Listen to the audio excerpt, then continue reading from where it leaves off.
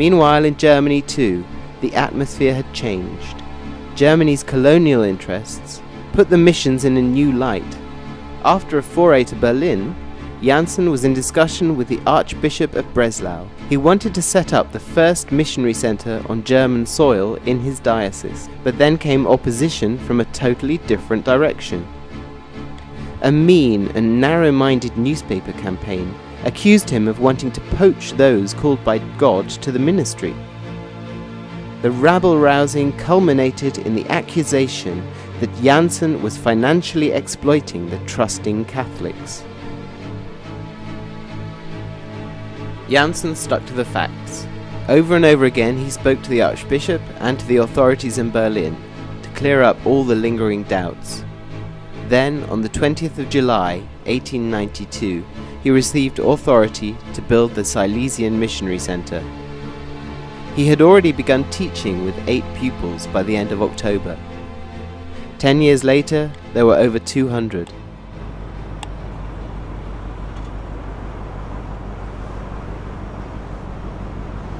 The more the missionary organization spread, the more its founder was confronted with the question of whether or not women could join its ranks. Initially, Jansen gave, every inch a child of his times, the first interested women, tasks in the missionary center, in the kitchen, in the laundry, looking after supplies for the missionaries. Things were not made easy for these first aspiring female missionaries. Had they not had such a deeply rooted faith, they would probably have left, but their patience was rewarded. In 1892, Jansen wrote to his brother, "I'm fitting out the first 16 sisters, and they look very good in the blue habit." 3 years later, the sisters could move into their newly built convent, near the missionary center. Jansen named the female branch of the order Servants of the Holy Ghost. Sister Helena Stollenwerk was elected by secret ballot to become the first Mother Superior, later to be followed by Hendrina Stenmans. With the sisters too, Jansen placed great value on good training for the task. As a former teacher, he even got stuck in himself. In 1893, he taught 7 sisters Spanish, separated from them by a grill. Later he confessed, "I couldn't speak the language either at first, but as there was nobody else there who could, I taught myself from the book and then began to teach the sisters."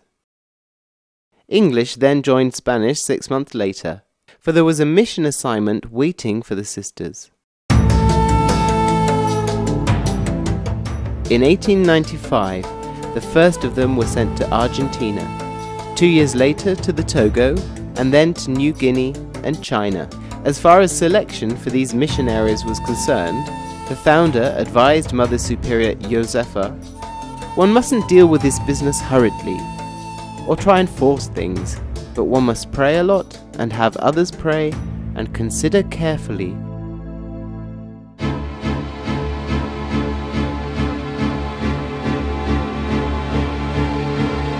After China, Jansen ventured into Africa, setting up a mission in Togo in 1892.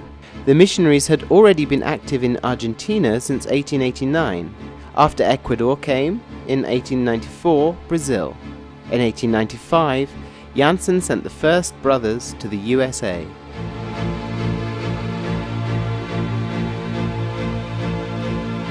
With every request to take over an area, he would first gather information. He pored over travel reports, found out about the situation, location, climate, health problems. "I study whatever I can," he admitted.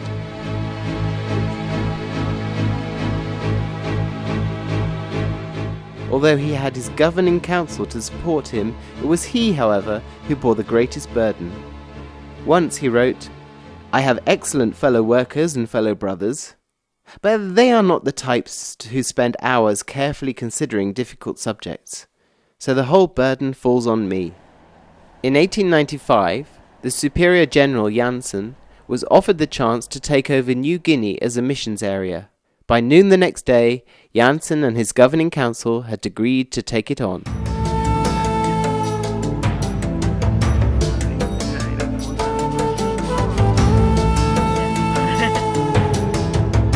Kaiser Wilhelmsland is the name of the northeast part of the second largest island in the world. The up-and-coming German Empire had annexed New Guinea as a protectorate and later declared it to be a German colony. In 1896, the first Catholic missionaries landed on the north coast near Madang, once known as Friedrich Wilhelmshaven. For the German Empire, the land was primarily a source of supply to meet the continuously growing demand for coconuts. A scheduled freight service transported the cargo back to the home country. The shipping service also came to benefit the missionaries. To set up the mission station, the first missionaries even took their accommodation with them. Jansen had a tropical house built for them in style, and then shipped out in prefabricated sections. In this way, the missionaries took with them not only their Christian faith, but also technical achievements and a great deal of knowledge.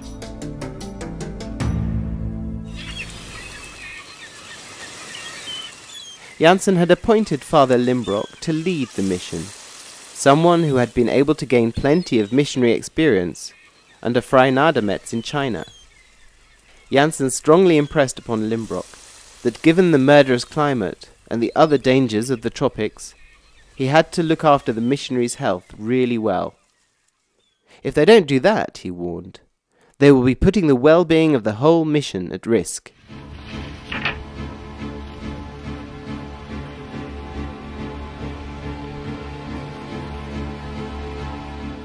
The missionaries pushed deeper and deeper into the heart of the country.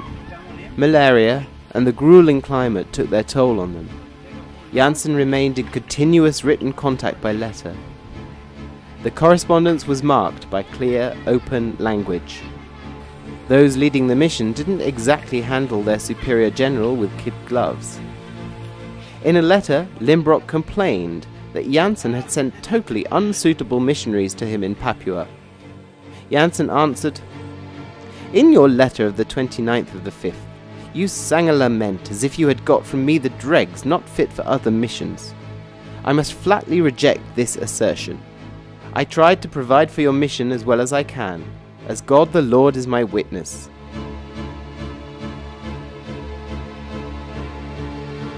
The fatherly concern for his missionaries never left Jansen in peace.